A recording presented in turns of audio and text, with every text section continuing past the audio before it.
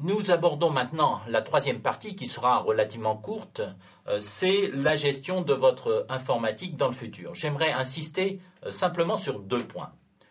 Premièrement, les SS2I vont vous fournir des mises à jour de votre logiciel qui peuvent être soit gratuites, soit payantes. Profitez de ces mises à jour et formez-vous à l'utilisation de ces mises à jour. Elles permettent d'améliorer encore la productivité et le fonctionnement de votre entreprise. Le deuxième point sur lequel j'aimerais insister, c'est les sauvegardes. De par expérience, les entreprises sont souvent négligentes au niveau des sauvegardes. C'est-à-dire que beaucoup de l'activité des entreprises devient dématérialisée. Elle est à l'intérieur de l'ordinateur, si je peux m'exprimer ainsi.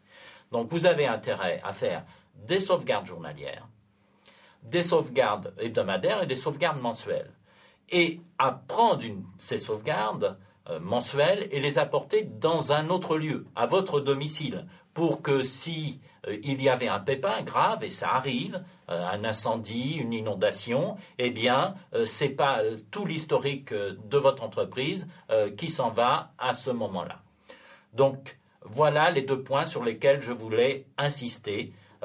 Et si vous voulez me poser des questions sur ces problèmes de sauvegarde, je vous en prie, faites-le. Je n'ai pas de questions à poser, je voulais simplement dire que du fait d'une négligence dans mon entreprise, nous avons été obligés, parce que les sauvegardes n'étaient pas faites depuis 3 mois, de ressaisir 3 mois de factures et de comptabilité. Cela nous a coûté 4 jours de travail. Donc, il faut mieux faire les sauvegardes. Merci de votre témoignage. En conclusion, j'aimerais mettre en avant 3 points. Premièrement, profitez au maximum de l'informatique et d'une manière générale des nouvelles technologies. Aujourd'hui, il est impensable de vivre sans conduire, sans voiture, sans véhicule. Eh bien, il est quasiment impensable de pouvoir gérer une entreprise sans qu'elle soit informatisée. Deuxième point, adopter une méthode pour informatiser votre entreprise, la méthode que je vous ai décrite tout à l'heure.